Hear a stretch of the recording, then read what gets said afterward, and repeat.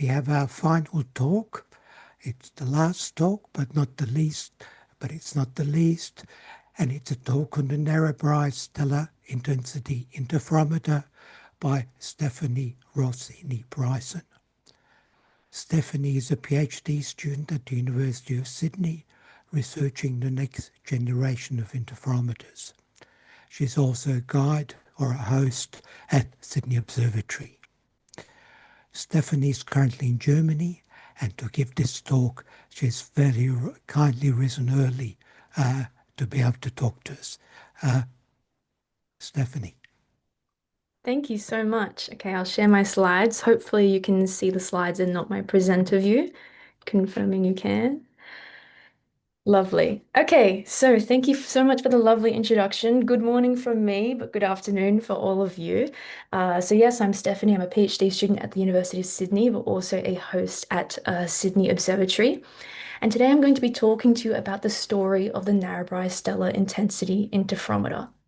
Now, hopefully you've heard of Narrabri. It's a place in New South Wales, and it's nearby Siding Springs Observatory and Parkes Radio Telescope. But maybe you haven't heard of the Stellar Intensity Interferometer, and hopefully you'll know quite a bit more about it by the end of this talk. And I decided to give this talk because it's a colourful tale and one of extraordinary engineering, and it's about how astronomers wanted to know just how big stars are, and how they came up with a new technique of doing this, and they built this tool on the plains of Narrabri. And so throughout this talk, I'm going to be showing you some historical images that I mostly got from the UCID archives, but also from a novel called Boffin. And this is a memoir written by the main character of this story, whose name is Robert Hanbury Brown, and I'll introduce him a little bit later. But to really appreciate the story, it starts with Galileo Galilei. So Galileo was interested in answering an ancient question in optical astronomy, which is how big are stars? And he attempted to answer this by hanging a fine silk cord vertically, and he measured the distance that he had to stand away from the cord until the star Vega was blocked by the cord, and this is in the early 17th century. Now, knowing the width of the cord, he was able to measure the angular diameter of this star, and he estimated it to be about 5 arc seconds. Nowadays, we have very accurate measurements of the angular diameter of the star Vega, and we can say that he overestimated this by about 1,000 times. And his method was very clever. It's just he wasn't measuring the size of the star. He was measuring the atmospheric blurring of it. So stars twinkle because as the starlight enters the Earth's atmosphere, it's a turbulent medium, and so it blurs out the starlight, and that's what he was measuring instead. And it wasn't until about 300 years after Galileo that the next person made a serious attempt to measure star sizes, and this was Albert A. Michelson. Now, this is the same Michelson, famous for the Michelson-Morley experiment, and well, he and a colleague, Francis Peace, went to Mount Wilson Observatory in California, and this is a still active observatory, and it houses the 100-inch telescope, which you see on the right. Now, on this telescope, they built a 20-foot interferometer, and they use a technique of amplitude interferometry. So I apologize, I'm going to get a little bit technical now, just in case you're interested in learning about what amplitude interferometry is. But basically, you look at the same star through two mirrors, and then you recombine that light later on. So starlight, it's waves, so you can recombine it, and it creates interference patterns, which you see in the bottom. So just like ripples in a pond, when two ripples get close, the peaks and the troughs combine to make new peaks and troughs. And Michelson did this in a very clever way, so that when he brought the starlight together, depending on how separated the original two mirrors are, that told you the size of the star. So what I mean is you would start with close mirrors, and that would be measuring the largest angular size. And if you had a small star, you would get high contrast fringes, so the bottom left. So you have bright peaks and dark troughs. Now, as you start to separate the two mirrors, those fringes wash out, and the point at which they're gone entirely gives you the star's size. So this, it worked in 1920. They were able to make the first accurate measurement of the angular diameter of a star, and that was the star Betelgeuse, which is 900 times the size of the sun. It's a very large star.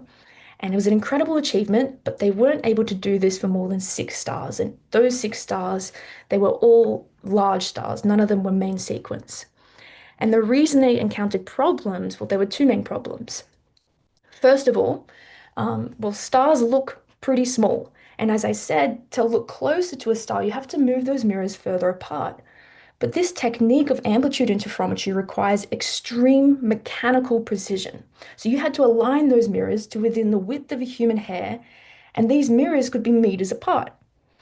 But the other thing, which I already mentioned, is that the atmosphere distorts starlight, it blurs it out. This is the thing that Galileo encountered. And so now any attempt to measure the sizes of stars optically came to a standstill. And so I want you to keep this slide in the back of your mind. It'll come back, but now I'm going to introduce you to our main character of the story, Robert Hanbury Brown. So Brown, who I'll be calling him by Brown from now on, he was born in 1916 in India, and he was originally one of the pioneers of radar, and he worked in great secrecy during World War II. But after World War II, he kind of fell into radio astronomy, not knowing any astronomy up until then, but he knew a lot about electronics, and that's what mattered.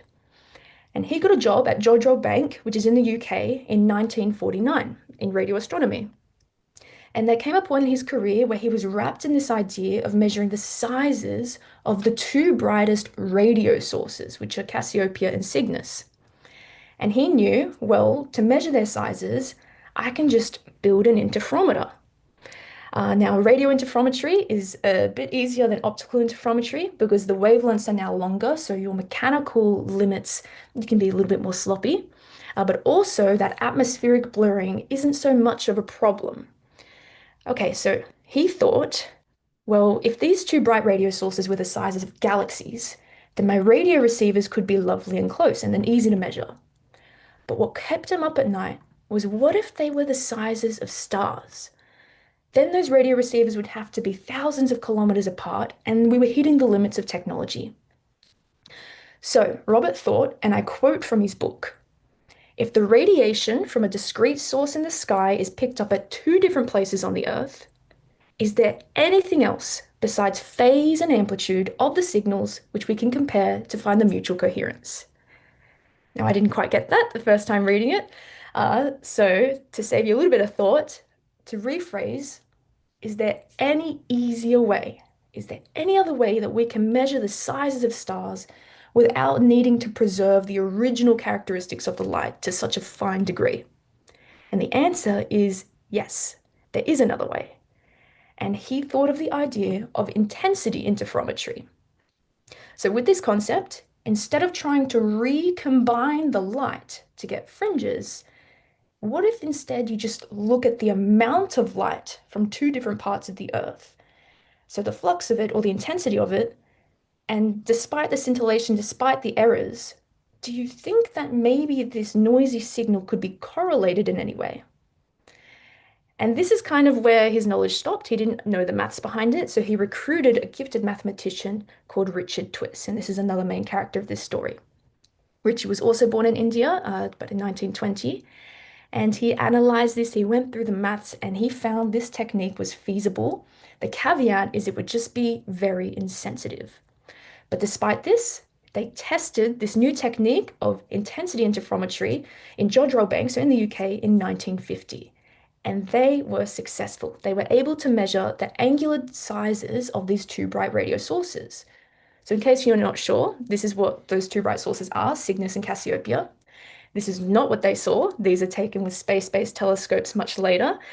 But hopefully you can see that they are definitely not stars. They are quite large structures. And what this means is this technique of intensity interferometry at the time didn't actually need to be used. They did use it and it worked, but they could have just placed their radio receivers close together and use ordinary interferometry. And so they described this as using a steamroller to crack a nut, and the technique became no more than a footnote in a scientific paper. But it actually wasn't until after they made this measurement that they realized they had overlooked one of the most astonishing and valuable features of an intensity interferometer. So one day in 1954, Twiss was visiting Brown at Jodrell, and they saw that the radio source Cassiopeia, through their antenna beam, It was on a particularly bad day of scintillation, and they saw the intensity signals of the two receivers, they were fluctuating immensely. But the correlation of the two signals remained unchanged. So they found that this new technique of measuring the sizes of objects can be made to work even through a turbulent medium.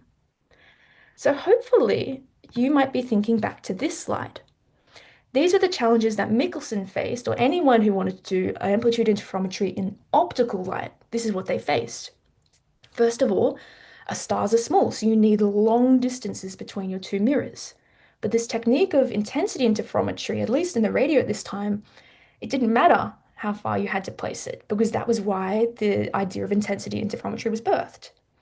But the other problem with amplitude interferometry was that your atmosphere distorts starlight. But they just found that again in the radio, the correlation remains unchanged despite being through a turbulent medium. So it looked like that these weren't challenges at all, and they thought maybe we can move this regime into the optical.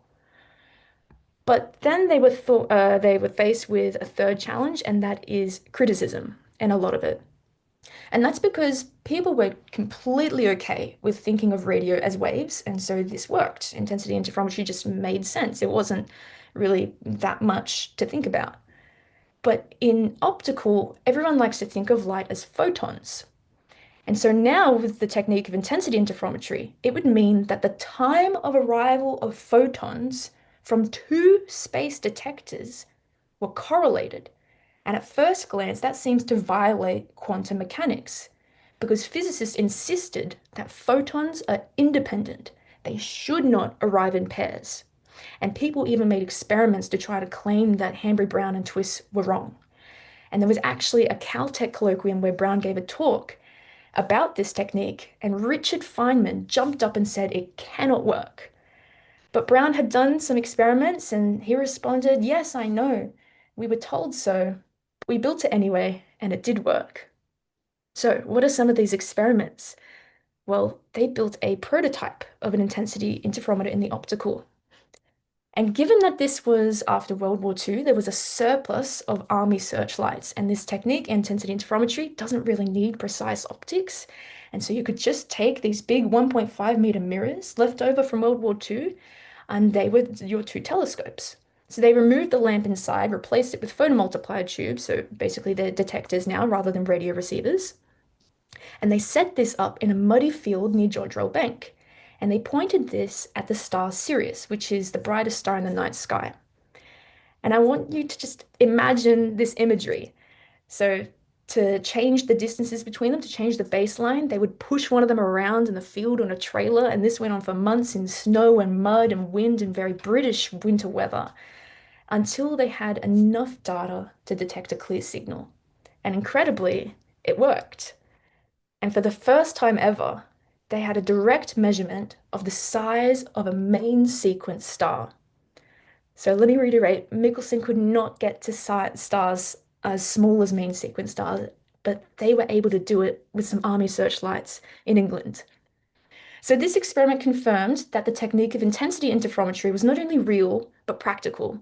And the success of this lit a fuse for building something far more ambitious, and this is where we take the story to Australia. This here is Professor Harry Messel. It's where he enters the story. And Messel was the head of the School of Physics at the University of Sydney in the mid-1900s. And he is described as charismatic and energetic and relentless. And I'm pretty sure Brown was quite intimidated by him. But Messel was determined to put Australian science on the map. And so he said, build it here. We'll help fund it. We'll find the land. And while Australia was on the complete opposite side of the world, it did have clear, dry skies, unlike the wet of England. It had the space to build such a large project. And above all, it also had institutional support and enthusiasm. They had the funding. So from then, a partnership was formed. And with that agreement, Brown moved with his family to Australia for what he thought would be for 2 years and ended up being 27 years. And so the world's first large optical intensity interferometer would be built not in England, not in America, but in the Australian outback near the town of Narrabri. And this was definitely accompanied by more challenges than Brown could have ever anticipated. But let me start with the plan. This is what the design was. So you would have two optical paraboloid reflectors on a circular railway track, and this track was 188 meters in diameter. And just in case you're interested, the reason it was designed this way is because as the Earth rotated, the trucks that carried the reflectors would move around the track to keep the base line, so the line connecting the two mirrors, perpendicular to the star. And then there was a cable that connected the two reflectors and went into the control room where the signals were analyzed for a correlation. And it was an incredible engineering feat, and this is what it ended up looking like. But I wanted to, so here is Robert Brown standing in front of one of the light reflectors. And while you can marvel at this really lovely image, I wanted to detail a few wildlife encounters and other issues that they had. Okay, so first of all, they suffered from a plague of mice that nibbled away at the wiring. There were galahs that would hang upside down on the cables connecting the mirrors to the control room, and those galahs pecked away at the cables until they had severed them entirely. There were miners that were so fascinated with their reflection that they would peck away at the mirror until the surface was completely ruined. And my favorite was Brown said there were frogs everywhere. He didn't care much for the snakes, that he didn't mind them, but he hated frogs and they were everywhere. And he mentions in his book Boffin that one of his treasured memories of Richard Twiss, he said he was clad in a silk dressing gown, picking frogs out of the bathroom with ice tongs and throwing them out the front door disgustedly. There were a few other challenges. First of all, there was dust from plowing nearby, the introduction of television that affected things quite a lot. There were quite a lot of tourists, but also one that really pains me is so he had recruited his family to assemble these hexagonal mirrors into a larger reflector. And this is extremely troublesome, but they did it. And the final step, the most satisfying part, was to peel the plastic off of the mirrors so that they could finally be used. But you're in the Australian outback, and these mirrors were sitting in a hot shed for months. And so that meant that the plastic had melted and ruined the coating of over 100 mirror segments. And they only realized after these had been assembled. So they had to take these segments off and send them back to Italy to be repaired. Now, there were more challenges, but despite all of this, after 2 years of construction, it was completed in mid 1963. And this is a picture of it finally completed. So these are the two reflectors. They're both 6.5 meters in diameter, and they are made with a mosaic of hexagonal smaller mirrors. So each one had about 252 mirrors. Okay, so this brings me to some of the results. First of all, the main result, they found the star diameters of 32 main sequence stars. So this is just a screenshot of the clipping of one of the original papers. And so let's jump back a bit. Finding the sizes of main sequence stars was the goal from the beginning. This is what they wanted to do, and they were able to do this in Narrabri with this new technique of intensity interferometry. And they used these star diameter measurements to establish an effective temperature scale for early type stars. And so this is already making leaps and bounds in the field of astronomy. But naturally, your question becomes, well, what's next? Do we go bigger? And they did get funding to build a bigger intensity interferometer. But Richard Twiss's calculations had always shown that Michelson type interferometry, so amplitude interferometry, was a lot more sensitive. And while there were so many great technical challenges that were associated with that, there were developments in this field that showed that maybe it was a feasible technique. So instead, they directed this funding of, instead of building a new intensity interferometer, they kind of started from scratch and they built an amplitude interferometer, and that is now known today as Sydney University's Stellar Interferometer, or SUSY.